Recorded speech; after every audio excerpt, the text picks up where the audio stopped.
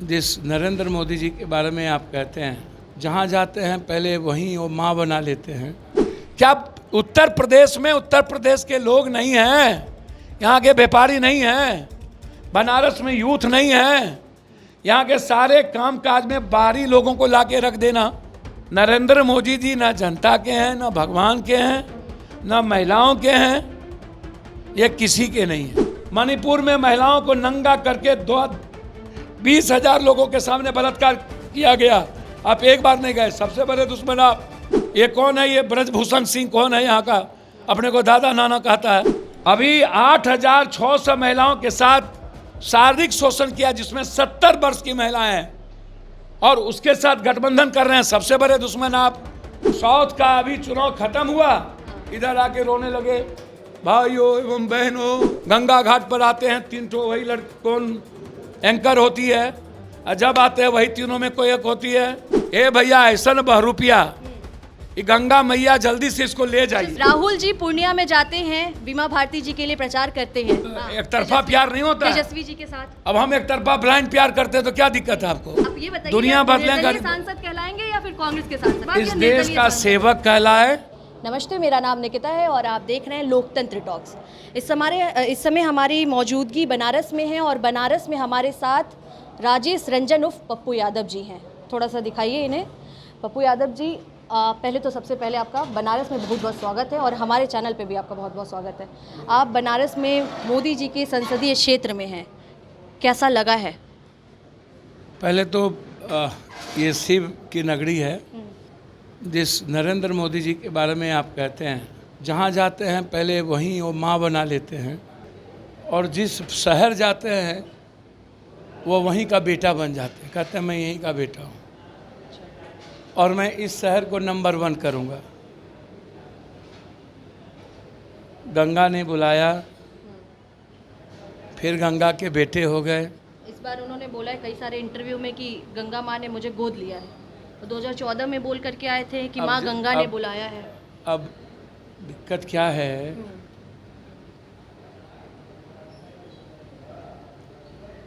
उड़ीसा में भगवान जगन्नाथ स्वयं नरेंद्र मोदी का इंतजार कर रहे हैं। संबित पात्रा जी का बात कर रहे हैं। आप सुनिए ना, कोई एक फैक्ट। मेडिकल कॉलेज हम बनवा रहे हैं 10 पहले तो मुझको समझ में नहीं आता। एम्स का वो कह रहे हैं कि 12 एम्स दिया हमने। वही तो मैं कह रहा हूँ ना, ये एम्स का निर्माण कहाँ से हुआ? रायबरेली में एम्स कौन लाया? नरेंद्र मोदी जी। पहले पर कैपिटा इनकम जीडीपी के बारे में बताइए ना, कि 6,000 प्रत्येक व्यक्ति की इनकम का स्रोत, या कोई ऐसी चीज़ें बनारस का कोई एक चीज़ जो 1,000 लोगों को रोजगार दिया हो। गंगा की सफाई की ही बात ले लीजिए और गंगा के प्रदूषण की बात लीजिए, तो दुनिया में गंगा जमुना जितनी मैली है धरती पर कोई नदी। आप यदि इस इंडिया के बाहर किसी भी शहर जाएंगे, लंदन जाएं, जहाँ नदियों पर, जहाँ इंग्लैंड जाएं, जापान जाएं, शहरों पर शहर, नदियों पे शहर है। उस नदी के पानी को आप पी सकते हैं। वो अभिशाप नहीं बनता है, वो वरदान होता है। हमारे लिए गंगा अभिशाप हो जाता है। हमारे लिए महानंदा, गंडक, कोसी, कमला, बलान, केहर, कन्हर, जमुना, ये नदियों से भरा हुआ देश, ये हमारे लिए वरदान साबित नहीं हो के अभिशाप बनता चला गया। हमारे लिए बीमारी का, कैंसर का, टीबी का, दमा का, हैजा का कारण बनता चला गया। हमारी पानी दुनिया की सबसे आयरन और आर्सेनिक पैरन के पानी के लिए हम जाने जाते हैं। इतना आयरन, इतना आर्सेनिक पानी तो कहीं है ही नहीं। तब बनारस में 3 बार से तीसरी बार भी अजय राय जी सामने हैं। 2014 में जमानत जब्त हो गई अजय राय जी की, केजरीवाल जी आ गए, 2 लाख वोट मिला उन्हें, ठीक है। 2019 में शालिनी जी आई दूसरे नंबर पे, तीसरे नंबर पे वोट परसेंट बढ़ा अजय राय जी का। 2024 में क्या है, साख बचा पाएंगे अजय जी इस बार? देखिए, मैं एक बात बताता हूँ, परसेप्शन को समझिए। मैं तो पहले अजय राय जी को सैल्यूट करूंगा कि वो कांग्रेस के सच्चा सिपाही हैं, निडर हैं, बेझक जिन्हें लड़ने की हिम्मत हो, बिना डर और खौफ के जो मैदान में उतरे। नरेंद्र मोदी जी के ईडी, सीबीआई, ईवीएम, चुनाव आयोग और किसी भी माफियाओं का डर ना हो, किसी भी सिस्टम का डर ना हो, जेसीबी का डर ना हो। और वह व्यक्ति यदि 3 बार से बिना किसी प्रतिक्रिया दिए हुए सामाजिक और राजनीतिक जीवन में लगातार अपने परिवार के बीच बने हैं, कभी किसी प्रशांत किशोर जी को आप जानते होंगे, बिहार से ही हम हैं। सबको जानते हैं। प्रशांत किशोर जी का एक इंटरव्यू था, ठीक है, उनमें वो कह रहे थे कि सोनिया गांधी जी को रायबरेली, एक सभा की है अभी तक चुनाव में, रायबरेली की जगह उनको बनारस में सभा करना चाहिए था, क्योंकि रायबरेली तो कांग्रेस का गढ़ है, कांग्रेस वहां से निकल रही है इजीली, ठीक है, बनारस से करती तो शायद नंबर ऑफ सीट इंक्रीज होता। आप पहले बनारस पर और नरेंद्र मोदी जी पर आइए। हाँ। आप किस पार्टी का क्या निर्णय है उसमें मैं ना प्रवक्ता हूँ, और वो बड़े आदमी हैं, सलाह दे सकते हैं जिनको देना हो। हाँ। मेरी औकात किसी को सलाह देने की नहीं है, ना मेरी वो हैसियत है और ना मेरा वो कोई संदर्भ है। अच्छा। सोनिया जी को कहाँ जाना चाहिए वो मेरे लिए माँ की तरह रही हैं।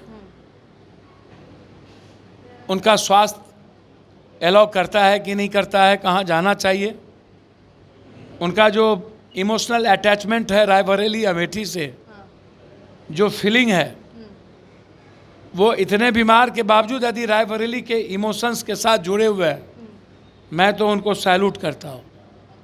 इसीलिए प्रशांत किशोर जी क्या बोलते हैं वो आप उनसे पूछिए। तरफ कहते हैं कि मैं अब हूँ ही नहीं, मैं अपना राजनीति कर रहा हूँ। एक तरफ अंतिम में आकर के नंबर कहते हैं। इसके पहले हिमाचल में उन्होंने कह दिया था कि कांग्रेस नहीं जीतेगी, उसके पहले तेलंगाना में आके बोल दिए थे कांग्रेस नहीं जीतेगी। अब उनकी अपनी चीज़ें हैं, उस सब में नहीं जाऊंगा, मैं बनारस की बात करूंगा। ठीक है।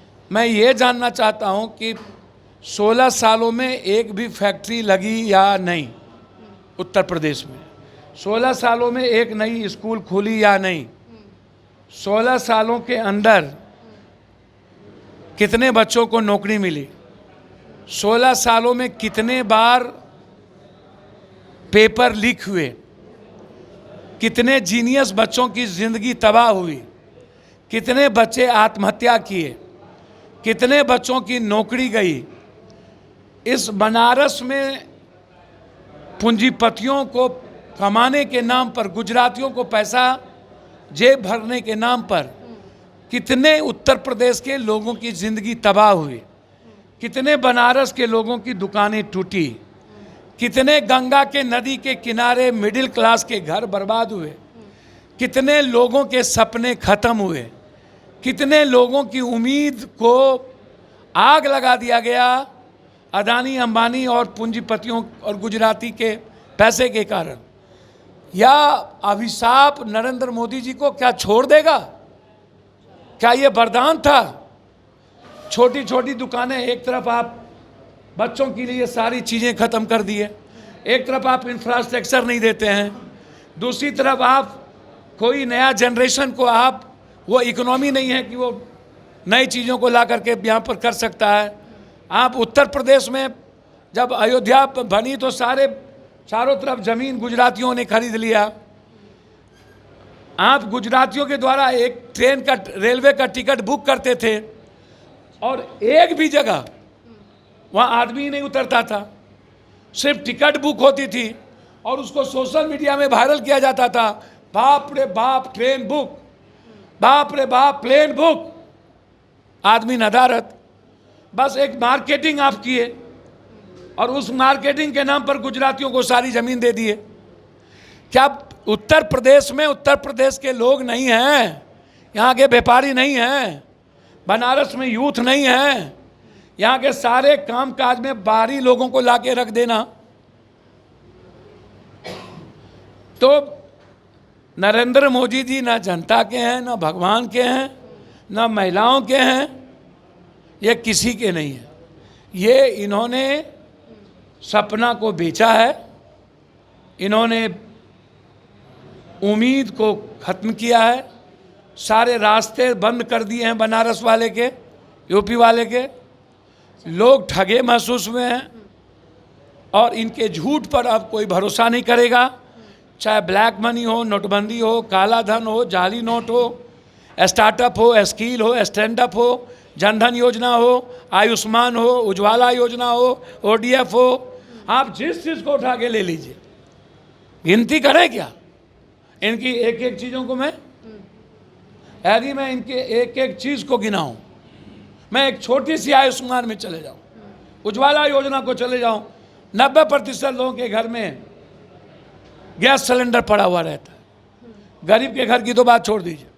और ये जिस 5 किलो अनाज की बात करता है, जिसके चलते इनके वोट के 2 कारण हैं। एक हिंदू मुसलमान, यानी तो पाकिस्तान, या तो POK, या तो लव जिहाद, या तो NRC, या तो CA, या तो आरक्षण। ये जाति जनगणना के खिलाफ। ये स्टालिन ने जब 69% आरक्षण दिया तब ये सुप्रीम कोर्ट गए। ये जब जाति जनगणना की बारी आए तब ये सुप्रीम कोर्ट गए। इनसे पूछो कि OBC के आरक्षण की बढ़ोतरी में क्या हुआ, इनको पूछो कि प्रमोशन में क्या हुआ, इनको पूछो कि ST SC के कोटा जब भरे नहीं जाते हैं तो जनरल कोटा से ये क्यों भरते हैं। इनसे पूछो कि जब सारी नौकरी प्राइवेट हो गई तो आरक्षण अब किसको मिलेगा? ना कुर्मी को, ना मलाह को, ना प्रजापति को, ना राजभर को, ना नुनिया को, ना चंदवंशी को, ना कहार को, ना कुम्हार को, ना शर्मा को, ना ततमा को, ना तेली को, ना शाह को, ना चौधरी को। अब ये प्राइवेट सब कुछ कर दिए। तो आरक्षण तो ये पहले खत्म कर दिए। अग्निवीर में आरक्षण लगेंगे नहीं। टीचर, उसकी वैकेंसी निकलती नहीं। बैंकिंग 10 साल में वैकेंसी नहीं निकली 5000। और सेना, तो सेना गायब, बैंकिंग गायब, टीचर की वैकेंसी नहीं, सारी नौकरियां प्राइवेट। तो आरक्षण तो वैसे ही खत्म। और जिस आरक्षण को आपने 10% ऊंची जात को दिया, जिसमें हम लोग भी चाहते हैं, आप 20 कर देते। लेकिन OBC के कोटा को तो आप लाते, तो आप 10% आरक्षण जिसको दिया उसके कोटा को आपने फुलफिल नहीं किया, वहाँ आपने मारा। उसके बाद आप जब भी आरक्षण की बारी आए तो आप उसके खिलाफ गए। तो आरक्षण के सबसे बड़े दुश्मन आप, जाति जनगणना के सबसे बड़े दुश्मन आप, ST SC के सबसे बड़े दुश्मन आप किसके पक्ष में हैं? महिलाओं के नोटबंदी में बर्बाद कर दिया, सबसे बड़े दुश्मन आप। वो उज्ज्वला योजना में महिलाओं को मार दिया, सबसे बड़े दुश्मन आप। ODF में मार दिया, सबसे बड़े दुश्मन आप। मणिपुर में महिलाओं को नंगा करके 20,000 लोगों के सामने बलात्कार किया गया, आप एक बार नहीं गए, सबसे बड़े दुश्मन आप।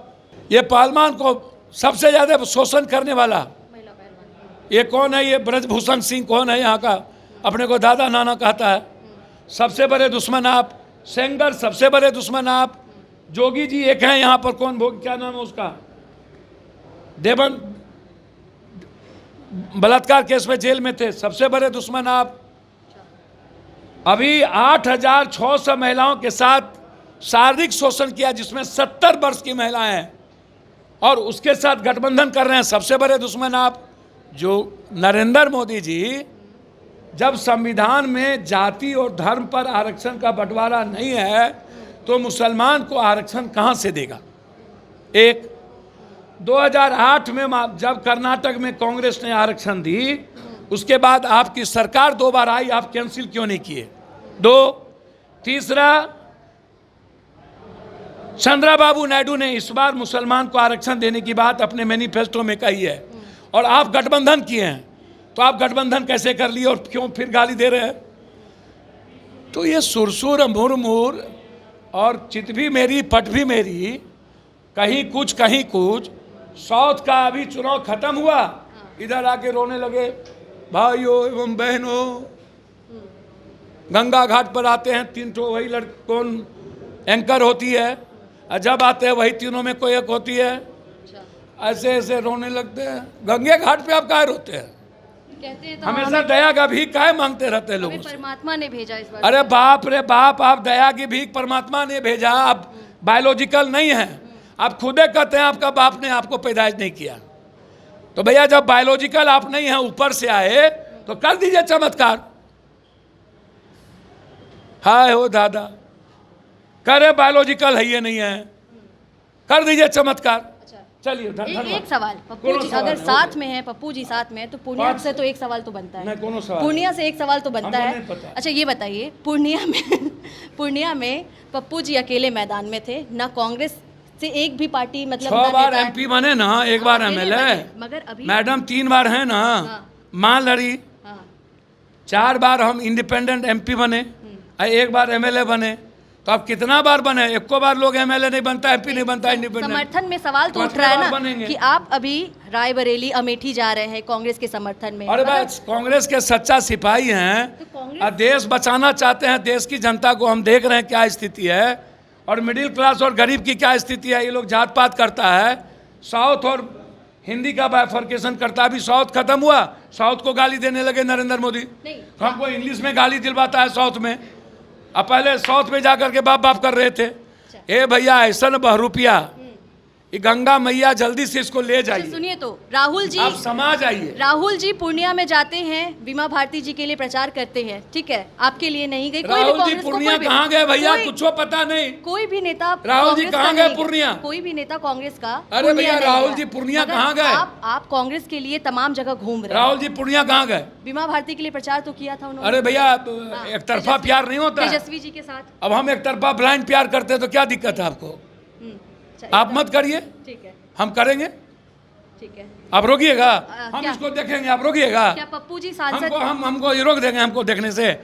हमारा आंख देखना चाहता है, क्या प्रॉब्लम? पूर्णिया से सीट निकालने अरे के मन बाद खुश दिल खुश, बिल्कुल कोई प्रॉब्लम? पूर्णिया से चलिए। सीट निकालने के बाद क्या पप्पू जी फिर से कांग्रेस के नेता कहलाएंगे या अरे कांग्रेस के भैया, सांसद हमको पता, कहलाएंगे? किसी का नेता नहीं कहलाना कांग्रेस के है। सांसद एक अच्छा कहलाएंगे। वर्कर या है, निर्दलीय सांसद आजीवन गरीबों का आंसू पोछे। आप ये बताइए, दुनिया आप बदले निर्दलीय गरीब। सांसद कहलाएंगे या फिर कांग्रेस के सांसद कहलाएंगे? कौन सी? कांग्रेस के सांसद कहलाएंगे जीतने के बाद इस या देश निर्दलीय का सांसद? सेवक कहलाए, इस देश की गरीब जनता की मदद करते रहें, एक अच्छा इंसान बने रहें, यही बहुत। चलिए, बहुत बहुत शुक्रिया।